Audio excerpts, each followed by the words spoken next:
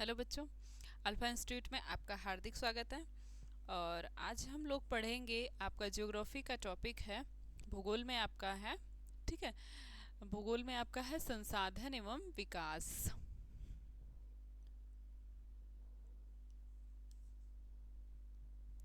ठीक, तो संसाधन एवं विकास का हम एमसीक्यू करेंगे आज।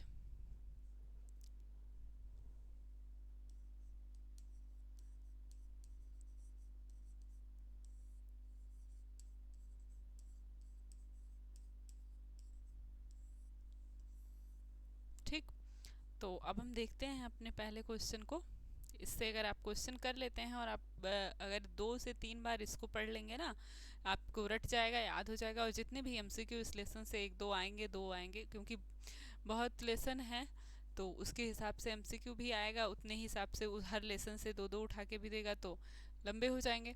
ठीक है, तो इस प्रकार से, लेकिन वो 2 आपके लिए महत्वपूर्ण हो जाएगा। तो हम देखते हैं पहला क्वेश्चन, लैटेराइट मिट्टी का रंग होता है। बहुत सिंपल क्वेश्चन है। लैटेराइट मिट्टी का रंग कैसा होता है? लाल होता है, काला होता है, पीला होता है और भूरा होता है। लैटेराइट मिट्टी का रंग कैसा होता है? बताइए, लैटेराइट मिट्टी का रंग कैसा होता है?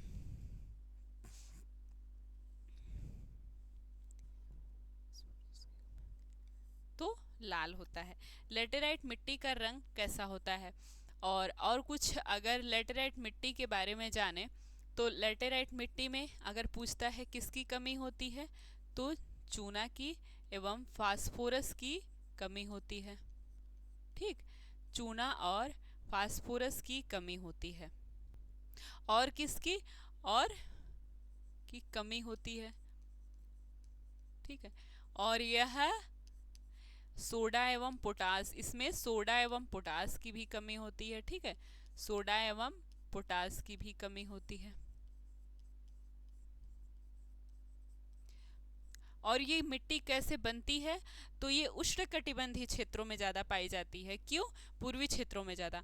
तो क्यों ऐसा होता है? क्योंकि जहाँ पर भारी वर्षा होती है। ठीक है, कौन से क्षेत्रों में? भारी वर्षा वाले क्षेत्रों में। भारी वर्षा वाले क्षेत्रों में ये मिट्टी होती है, या हम कहें कि भारी वर्षा वाले क्षेत्रों से का जो निच्छालन होता है, उससे ये मिट्टी बनती है। ठीक है, कौन सी प्रक्रिया अगर पूछता है, तो भारी वर्षा वाले क्षेत्रों की निच्छालन प्रक्रिया से। ठीक है, निच्छालन प्रक्रिया से, वर्षा वाले क्षेत्रों में जब निच्छालन की प्रक्रिया होती है, तो ये लेटेराइट मिट्टी बनती है। ठीक है,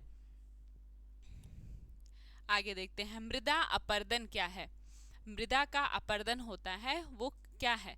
मृदा का जमाव, जैव तत्वों का मृदा में परिवर्तन, मृदा को नदी में बहाकर, या मृदा के कटाव और उसके बहाव की प्रक्रिया। मृदा अपरदन किसे कहते हैं? बताइए, मृदा का जमाव हो जाए तो उसे कहेंगे, या फिर जैव तत्वों में का मृदा में परिवर्तन हो जाए तब, या फिर मृदा को नदी में बहा करके, या फिर मृदा के कटाव और उसके बहाव की प्रक्रिया को कहते हैं। मृदा अपरदन किसे कहते हैं? तो मृदा अपरदन हम किसे कहते हैं?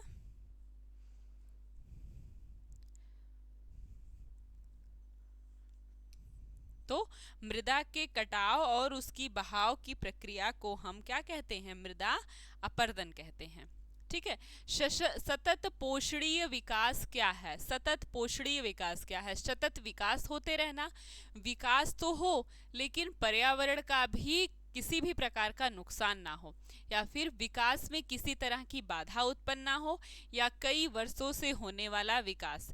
सतत विकास क्या क्या किसको कहते हैं? लंबे समय का जो विकास होगा, या फिर जो विकास सतत होते रहे, लगातार होते रहे, या फिर ऐसा विकास जो विकास में किसी भी तरह की बाधा उत्पन्न ना हो, अथवा विकास तो हो लेकिन पर्यावरण में किसी भी प्रकार का नुकसान ना हो। सतत विकास किसे कहते हैं? Sustainable development. ठीक है, सस्टेनेबल डेवलपमेंट क्या है? तो सतत विकास क्या होता है? विकास तो हो, लेकिन पर्यावरण का में भी किसी प्रकार का नुकसान न हो। ठीक, तो देखिए, अब हम जैसे अगर आपको नहीं भी पता है तो क्या करते हैं, पहले हम ऑप्शंस को कट करते हैं। एक आप एग्जाम देने की अगर हम देखें, कॉम्पिटिटिव एग्जाम या फिर एमसीक्यू वाले जो होते हैं ना, उसमें हम ऑप्शंस को कट करेंगे। अब अगर आपने सतत विकास नहीं पढ़ा है तो कोई बच्चा लगा देगा कई वर्षों से तक होने वाला विकास, या फिर कोई ये लगा दे जो सतत विकास होता रहे, क्योंकि एक लंबे समय तक विकास होता रहे, सतत जो लगातार चलता रहे उसे सतत पोषणीय विकास कह देंगे। नहीं, ऐसा विकास जो हो, लेकिन वो विकास तो हो लेकिन पर्यावरण में नुकसान ना हो। या फिर हम सतत पोषणीय विकास को इस प्रकार से कह सकते हैं कि हम अगले आने वाली पीढ़ी को ध्यान में रखकर, अपनी आने वाली पीढ़ी या भावी पीढ़ी को ध्यान में रखकर जब हम अपना विकास करते हैं तो उसे सतत विकास कहते हैं। भावी पीढ़ी जो आने वाली है, आपकी भविष्य की पीढ़ी, अर्थात हम प्राकृतिक संसाधनों का जो उपयोग करते हैं उसको इस तहत हम उपयोग करें, या इस बात का ध्यान रखें कि हमारे पीछे हमारी पीढ़ी भी है, उसे भी इस चीज का उपयोग करना है। जल हो गया, मृदा हो गया, वृक्ष हो गए, तो इसी को कहते हैं सतत विकास। ठीक है, अर्थात पर्यावरण का दोहन नहीं करना है, केवल उसका सदुपयोग करना है, केवल सदुपयोग करना है, तो उसे हम सतत विकास के अंतर्गत लेकर आते हैं।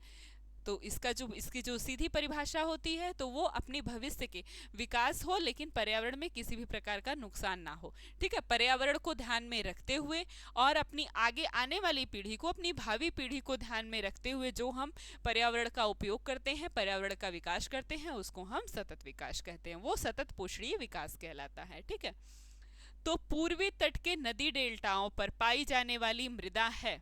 पूर्वी तट के नदी डेल्टाओं पर कौन सी मृदा पाई जाती है? रेतीली मृदा, पर्वतीय मृदा, जलोढ़ मृदा या फिर काली मृदा?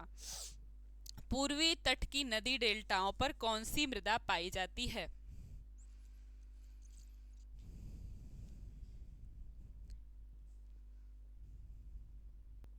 तो कौन सी मृदा होगी? ये होगी आपकी जलोढ़ मृदा। ठीक है, तो जलोढ़ मृदा जो पुरानी मृदा होती है उसको बांगर कहते हैं, और जो नई होती है उसको खादर कहते हैं। ठीक है, तो ये नदी के डेल्टाओं पर पाई जाती है, और यही जो मृदा होती है ये बहुत अच्छी होती है। इसमें क्या है, यही खेती के उपयोग में आती है। ये चूना का इसमें अंश अत्यधिक होता है, चूना का अंश अधिक होता है। ठीक है, और इसमें ह्यूमस भी होता है, ह्यूमस भरपूर मात्रा में होता है। ठीक है, ह्यूमस भरपूर होता है। ठीक है, अत्यधिक मात्रा में या खेती के लिए सबसे उपयुक्त तो जलोढ़ मृदा। ठीक है, जलोढ़ मृदा होती है। ह्यूमस क्या होता है? जिसमें जैविक पदार्थों की भरपूर मात्रा हो। ठीक है, उसको ह्यूमस कहते हैं। जैविक पदार्थ से भरा हुआ जैविक पदार्थ, ये ह्यूमस कहलाता है, और ये ऊपरी परत में होती है। ठीक है, ह्यूमस जो होता है ऊपरी परत में होता है, तो इसलिए कृषि के उपयोग में आती है।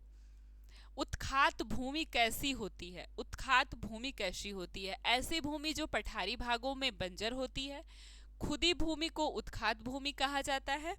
ऐसी भूमि जो जोतने योग्य नहीं रहती, पहाड़ी भागों में भूस्खलन वाले क्षेत्र। ठीक है, तो उत्खात भूमि कैसी भूमि होती है? बताइए, उत्खात भूमि कैसी होती है? तो इस पे क्या लगाएंगे?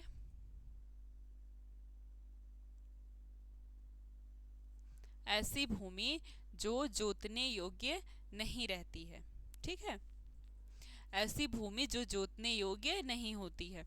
तो ये जो जब कहीं कहीं बहुत अधिक वर्षा हो जाती है, ठीक है, बहुत अधिक वर्षा होती है,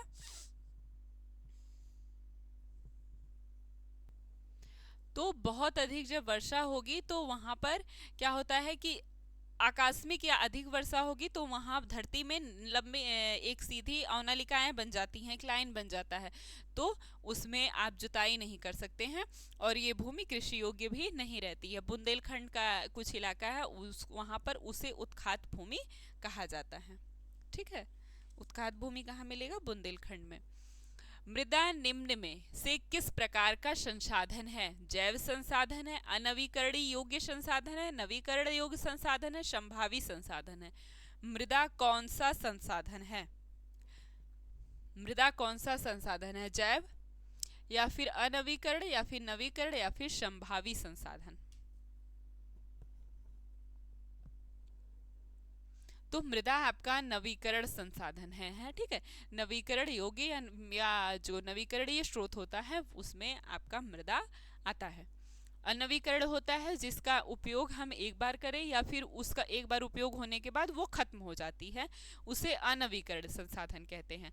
और जो नवीकरण संसाधन होता है जिसका हम प्रयोग लगातार करते रहें, उसके खत्म होने की संभावना बहुत कम रहती है या फिर नहीं रहती है। जैसे मृदा हो गया, जल हो गया, पवन ऊर्जा हो गई, तो ये सब खत्म होने की संभावना नहीं है, ठीक है।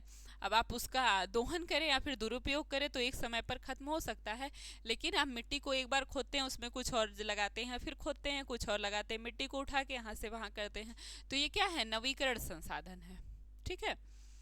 नदियों द्वारा लाए गए अवसाद से निर्मित मृदा कौन सी? पर्वतीय मृदा, रेतीली मृदा, जलोढ़ मृदा या फिर काली मृदा? नदियों के द्वारा लाए गए अवसाद से कौन सी मृदा निर्मित होती है? कौन सी मृदा निर्मित होती है? अभी आगे वाले क्वेश्चन में था कि नदियों के डेल्टा से बनता है, मृदा बनती है, कौन सी मृदा? तो वही मृदा यहाँ भी बनेगी, नदियों के द्वारा ले आए गए अवसाद से।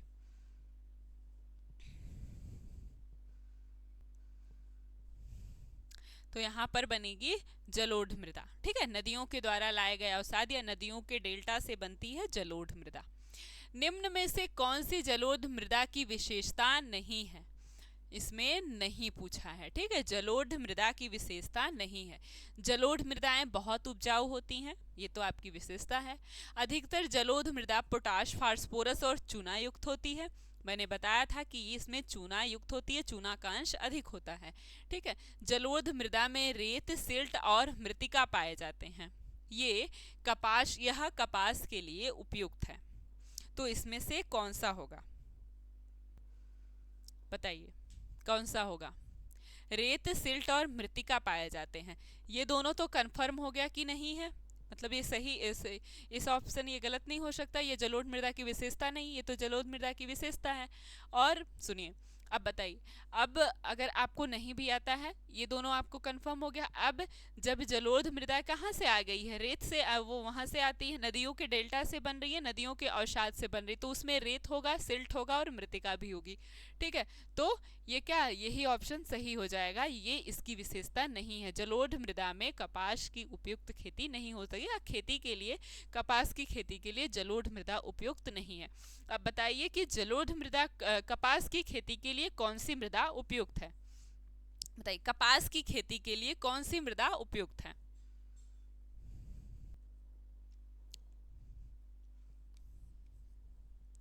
कपास की खेती के लिए कौन सी मिट्टी उपयुक्त है?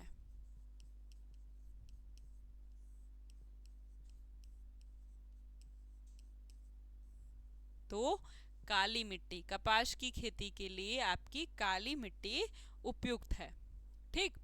तो निम्न में से कौन मरुस्थलीय मृदा की विशेषता नहीं है?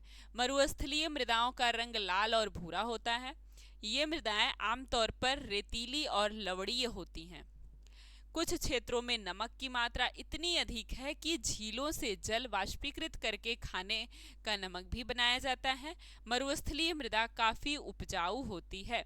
मरुस्थलीय की विशेषता नहीं है, नहीं पर विशेष ध्यान रखिएगा, क्योंकि यहीं से क्वेश्चन गलत हो जाता है जल्दी जल्दी पढ़ने में, ठीक है। अक्सर पूछता है विशेषता है, लेकिन कभी कभी पूछ देता है विशेषता नहीं है। तो कौन सी इस चारों में से मरुस्थलीय मृदा की विशेषता नहीं है? तो इसमें कौन सी विशेषता नहीं है? तो ये इसकी विशेषता नहीं है। मरुस्थलीय मृदा काफ़ी उपजाऊ होती है, ये इसकी विशेषता नहीं है। लेकिन ये है कि मरुस्थलीय मृदाओं का रंग लाल और भूरा होता है, और ये रेतीली और लवणीय होती हैं, ठीक है। और इसमें नमक की मात्रा इतनी अधिक होती है कि झीलों से जल वाष्पीकृत करके खाने का नमक बनाया जाता है, ठीक है, ठीक। ये कैसे प्रदेशों में पाए जाते हैं? तो ये कम वर्षा वाले या फिर कहें तो शुष्क क्षेत्र वाले में पाए जाते हैं।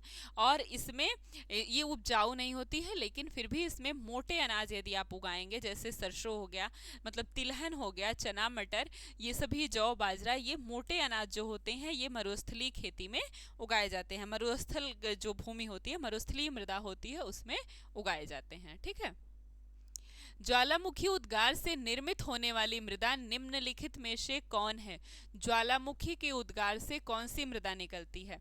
जलोढ़ मृदा तो आपने पढ़ लिया अभी, बताइए। लेटेराइट भी पढ़ लिए। अब बताइए, लाल मृदा निकलती है, काली मृदा, या फिर जलोढ़ मृदा, या फिर लेटेराइट मृदा? कौन सी मृदा ज्वालामुखी के उद्गार से निकलती है? कौन सी मृदा ज्वालामुखी के उद्गार से निकलती है? तो इसका उत्तर क्या होगा? इसका उत्तर होगा काली मिट्टी। ठीक है, ज्वालामुखी के उद्गार से आपकी काली मिट्टी बनती है। ठीक, ज्वालामुखी के उद्गार से काली मिट्टी बनती है। और इसको काली मिट्टी को और क्या क्या कहते हैं? तो इसको कपास मृदा भी कहते हैं, क्योंकि यह कपास की खेती के लिए उपयुक्त होती है। ठीक है, इसका एक नाम कपास मृदा है और दूसरा है लावा मृदा भी, या लावा मृदा के नाम से भी इसको जाना जाता है। ठीक है, लावा मृदा भी कहते हैं। इसमें ह्यूमस की मात्रा कम होती है। ठीक है, और फास्फोरस, इन सभी की मात्रा कम होती है। आगे देखते हैं, चादर अपर्दन क्या है? चादर अपर्दन क्या है? मिट्टी की विभिन्न परतों में अपर्दन होना, परत दर परत अपर्दन होना, जब जल विस्तृत क्षेत्र की को ढाल के साथ नीचे की ओर बहाता है तो ऊपरी मृदा घुलकर जल के साथ बहती है, अधिक वर्षा वाले क्षेत्र में होने वाले अपर्दन। चादर अपर्दन किसे कहते हैं? चादर अपर्दन क्या होता है, बताइए। चादर अपर्दन मिट्टी के विभिन्न परतों में जब अपर्दन होगा, या फिर परत दर परत अपर्दन होगा, या अधिक वर्षा वाले क्षेत्रों में होने वाला अपर्दन, या फिर जब जल विस्तृत क्षेत्र की को ढाल के साथ नीचे की ओर बहाता है तो ऊपरी मृदा घुलकर जल के साथ बहती है, इस अपर्दन को कहते हैं। तो चादर अपर्दन कहते हैं आपके इसी को, जब जल गिरता है, ठीक है, विस्तृत क्षेत्र से जब ढलान वाले स्थान पर गिरता है ऊपर से जल, तो जो ऊपरी मृदा होती है वो भी जल के साथ घुल जाती है और वो भी उसी के साथ नीचे आ जाती है। तो ऐसे ही अपर्दन को चादर अपर्दन कहा जाता है। ठीक है, लौह अयस्क किस प्रकार का संसाधन है? लौह अयस्क किस प्रकार का संसाधन है? नवीकरणीय योग्य, प्रवाह, जैव, या फिर अनवीकरणीय योग्य संसाधन? लौह अयस्क, लोहा जो है वो किस प्रकार का संसाधन आप मानते हैं लोहे को? ठीक है, कौन सा? नवीकरणीय है, या फिर अनवीकरणीय है, या फिर प्रवाह है, या फिर जैव? तो जो आपका लोहा है वो है अनवीकरणीय योग्य संसाधन है। ठीक है, लोहा अनवीकरणीय योग्य में आता है, अनवीकरणीय संसाधन में आता है। ज्वारीय ऊर्जा निम्नलिखित में से किस प्रकार का संसाधन नहीं है? क्या पूछा आपसे? नहीं है। कौन सी? पुनः पूर्ति योग्य, अजैव, मानवकृत, अचक्रीय। ज्वारीय ऊर्जा कौन सा संसाधन नहीं है? पुनः पूर्ति योग्य, अजैव, मानवीकृत, या फिर अचक्रीय? बताइए क्या नहीं है। अब देखिए, ज्वारीय ऊर्जा जिससे हम बिजली बनाते हैं, इससे ज्वारीय ऊर्जा से क्या होता है? बिजली का निर्माण होता है। ठीक है, तो ये अजैव है, जल से ही बिजली का निर्माण होता है। ठीक है, जो ये जल विद्युत का रूप है, तो जल विद्युत इसमें ये अजैव हो जाएगा। ठीक है, इसमें जीव तो है नहीं, जीवन ही नहीं है। मानवकृत है, मानव के द्वारा बनाया गया ज्वारीय ऊर्जा, इससे बिजली का निर्माण किया गया। और ये अचक्रीय है, तो यही पुनः पूर्ति योग्य, बार बार आप इसको नहीं वो कर सकते हैं। ठीक है, तो पुनः पूर्ति योग्य ये नहीं है। ठीक है, पंजाब में भूमि निम्नीकरण का प्रमुख कारण है खनन क्रिया, वनोन्मूलन, अत्यधिक सिंचाई, अति पशुचारण। पंजाब में भूमि निम्नीकरण का प्रमुख कारण क्या है? तो पंजाब में भूमि निम्नीकरण का प्रमुख कारण है आपकी अत्यधिक सिंचाई। ठीक है, अत्यधिक सिंचाई करने से भूमि जो है एकदम निम्न स्थान पर पहुंच गई, उसका निम्नीकरण हो गया है। ठीक है, निम्नलिखित में से किस प्रांत में सीढ़ीदार सोपानी खेती की जाती है? पंजाब में, उत्तर प्रदेश के मैदान में, हरियाणा में, या फिर उत्तराखंड में? सीढ़ीदार खेती कहाँ की जाती है? सीढ़ीदार खेती, सीढ़ीदार खेती ऐसे स्थानों पर की जाएगी जहां पर पहाड़ हो।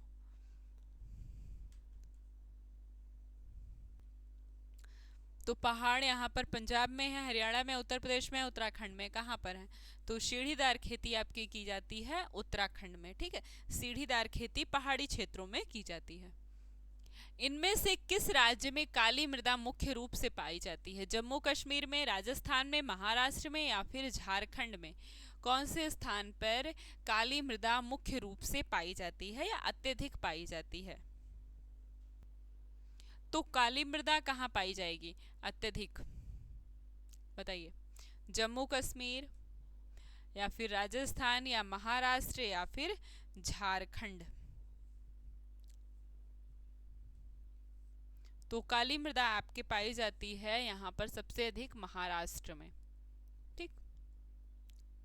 संसाधन की उत्पत्ति के आधार पर प्रकार बताइए। उत्पत्ति के आधार पर पूछा है, उत्पत्ति के आधार पर प्रकार बताना है। जैव या अजैव, नवीकरणीय और मानव संसाधन, या फिर प्राकृतिक और मानव निर्मित, राष्ट्रीय और अंतर्राष्ट्रीय संसाधन। तो संसाधन की उत्पत्ति के आधार पर पूछा है आपसे कि उत्पत्ति के आधार पर प्रकार बताना है।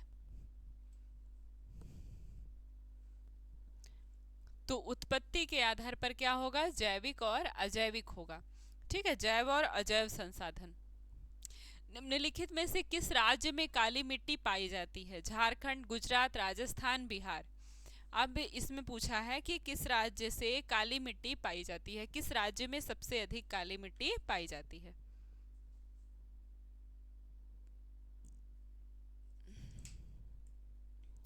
तो इसमें पाई जाएगी गुजरात में। ठीक है, यहाँ पर सबसे अधिक जो काली मिट्टी है वो गुजरात में पाई जाती है।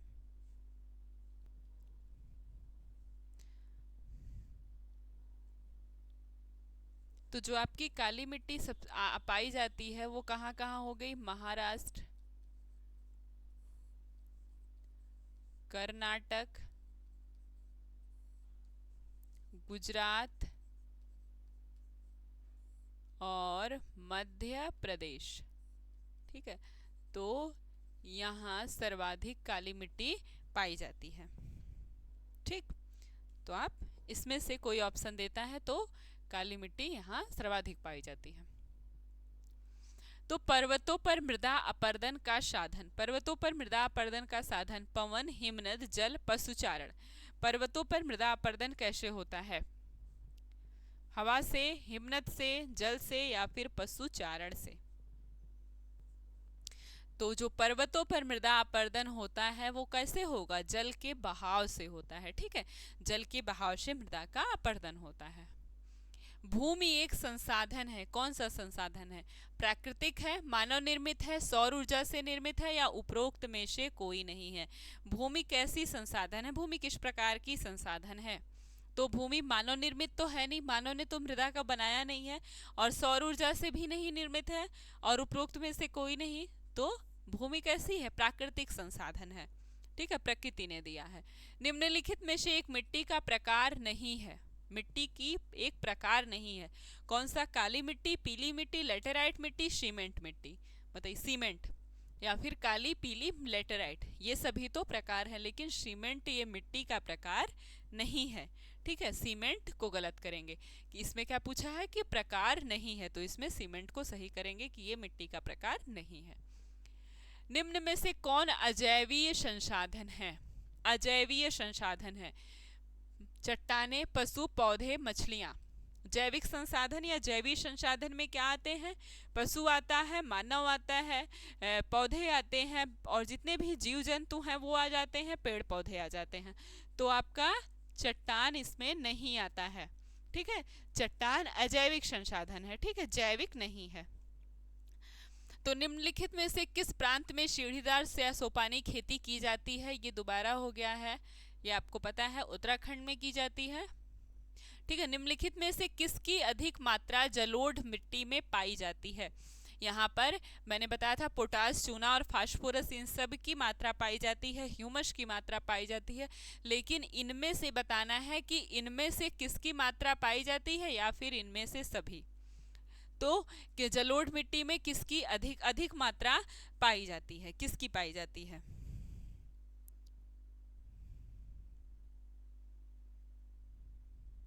तो क्या लगाएंगे यहाँ पर? तो इसमें मैंने बताया था कि ये भी पाए जाते हैं, पोटाश, चूना, फास्फोरस, और एक और पाया जाता है ह्यूमस। इन सभी की अधिकता होती है। ठीक है, तो इनमें से सभी लगा देंगे। निम्नलिखित में से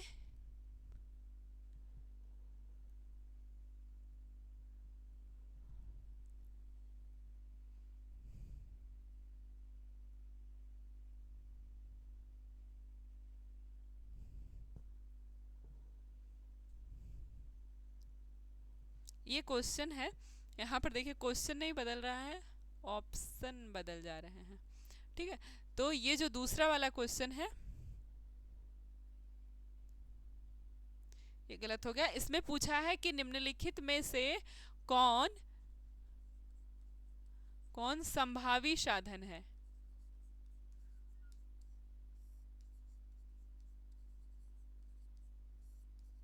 ठीक है, ये पूछा है, कोयला, पेट्रोलियम, पवन ऊर्जा या फिर बॉक्साइट,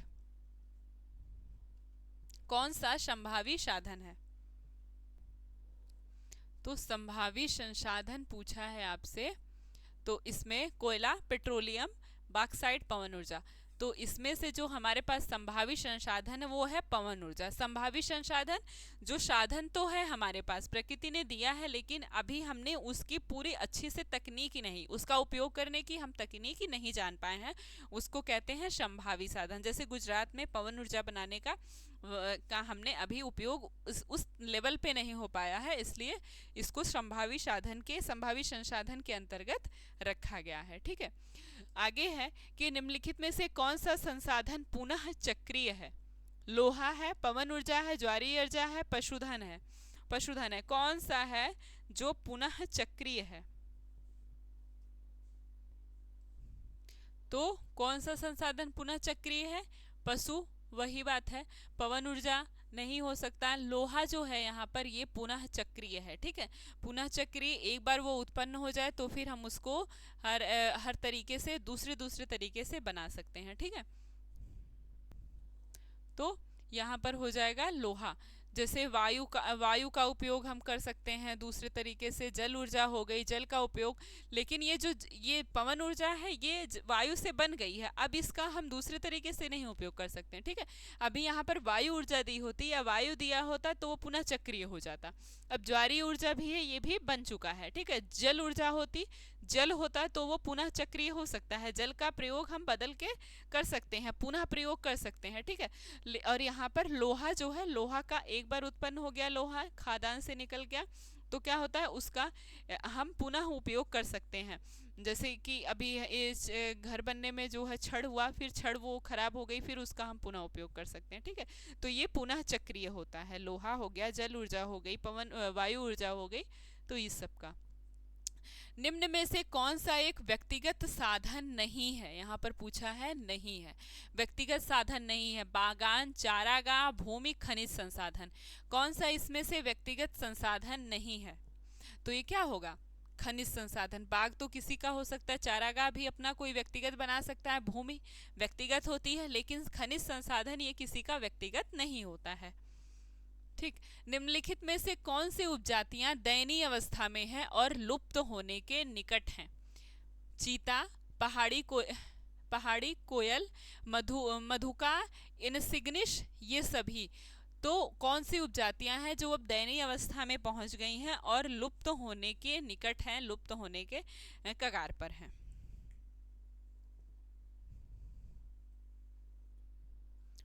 तो इसमें आपका हो जाएगा ये सभी। ठीक है, ये सभी। तो हम थोड़ा सा इसमें क्वेश्चन देख लेते हैं और। ठीक है, अगर हम पूछें कि सतत पोषणीय विकास का प्रारंभ कब हुआ था? सतत पोषणीय जो विकास है ये अवधारणा कब आई थी? विकास की अवधारणा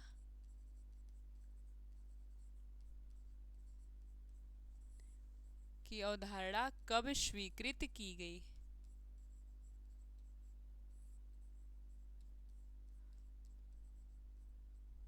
कब स्वीकृत की गई? और आपके पास ऑप्शन है 1990, 92, 93 और 91। 1990, 1992, 1993 और 1991। बताइए सतत पोषणीय विकास कब स्वीकृत किया गया? तो सतत पोषणीय विकास आपका आता है 1992 में। ठीक है, सतत पोषणीय विकास की अवधारणा जो स्वीकृत की जाती है 1992 में। कब?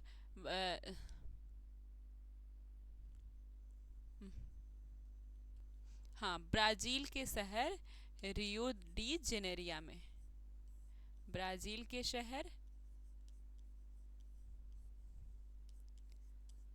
रियो डी जेनेरिया, ठीक है, रियो डी जेनेरिया में सम्मेलन था राष्ट्र पर्यावरण संयुक्त राष्ट्र पर्यावरण एवं विकास, ठीक है, एवं विकास सम्मेलन, एवं विकास सम्मेलन। इसी में जो है ब्राजील, यहीं पे ब्राजील के शहर रियो डी जेनेरिया में ये सम्मेलन होता है और इसी में सतत पोषणीय विकास की अवधारणा को स्वीकार किया जाता है। ये कब होता है? 1992 ईस्वी में। ठीक, अगर पूछता है कि किस पंचवर्षीय योजना के अंतर्गत आपको संसाधन जो मतलब जो खनिज संसाधन है या संसाधन को प्राप्त करने का लक्ष्य रखा जाता है, तो संसाधन को जो प्राप्त करने का लक्ष्य रखा गया था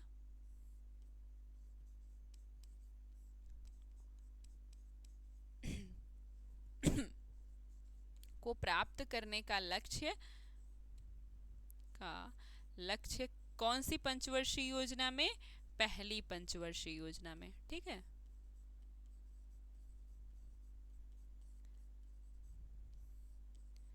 पहली पंचवर्षीय योजना में रखा जाता है। और अगर पूछता है कि जो जलोढ़ मिट्टी थी, जलोढ़ मिट्टी हमने देखा ना, जलोढ़ मिट्टी किस फसल के लिए सर्वाधिक उपयुक्त है? जलोढ़ मिट्टी हो गई, हमने काली मिट्टी देखा कपास के लिए उपयुक्त है, जलोढ़ मिट्टी किस फसल के लिए उपयुक्त है? बताइए, जलोढ़ मिट्टी किस फसल के लिए उपयुक्त है?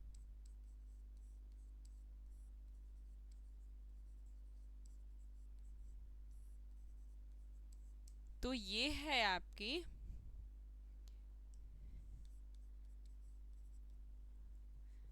आपको अगर ऑप्शन दे देता है गेहूं, चावल, जौ दे दिया और बाजरा दे दिया, बताइए किस पे लगाएंगे?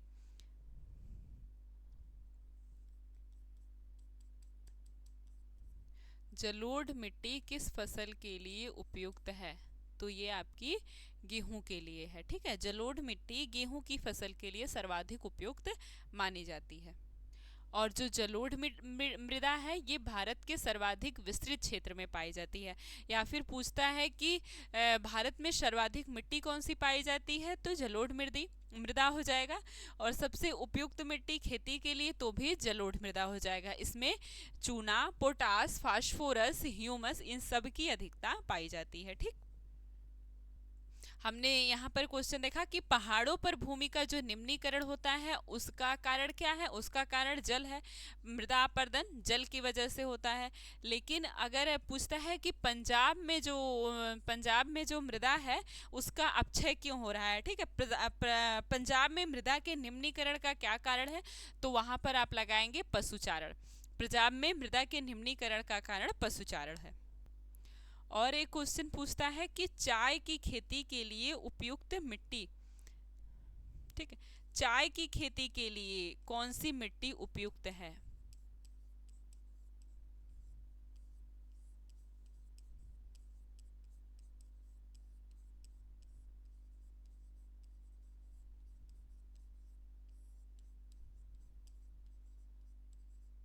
चाय की खेती के लिए उपयुक्त मिट्टी,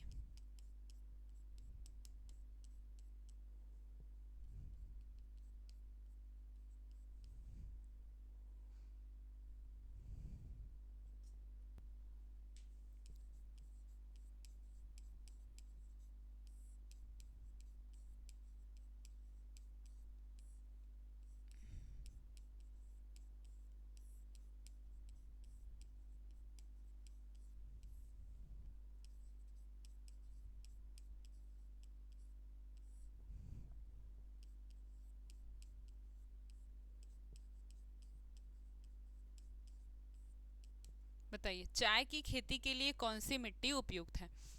काली मिट्टी तो जान रहे, कपास के लिए, जलोढ़ के लिए, गेहूं, ठीक है, गेहूं के लिए। तो चाय की खेती के लिए आपकी पर्वतीय मिट्टी उपयुक्त होती है, ठीक है, सबसे उपयुक्त होती है पर्वतीय मिट्टी।